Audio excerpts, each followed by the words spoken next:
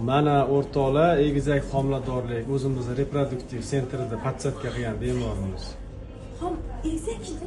Egizak, ha. Egizaklikni bilmasdingiz? Yo'q. Bitta qo'yilganmi? Ha, bitta qo'yilgan. Ikkita qo'yilgan sizga. Yo'q, bitta. Qanday unda ikkita bo'lib qoladi?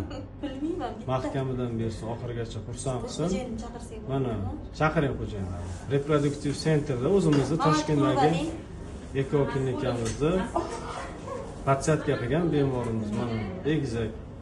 So'raysizlar, qachon o'zingizlarda ham bo'ladimi deb. Mana birinchi urinishda bo'lgan. Rahmat. Natijamiz mahkamadan Rosa bersin. egizak xohlavdikda.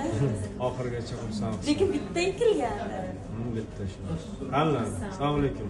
Egizak ekan. Ikkita suyunchini cho'zing. Mana, bo'ladimi?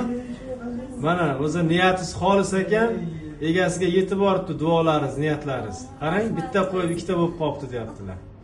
Mahkamadan bersin. Agar shu ikkiga ajralib ketgan bo'lsa, demak ikkita o'g'il bo'ladi, to'g'rimi? Bu o'g'il ham biron-ku. Xudo xohlasa. Genetik qilingan-ku bu.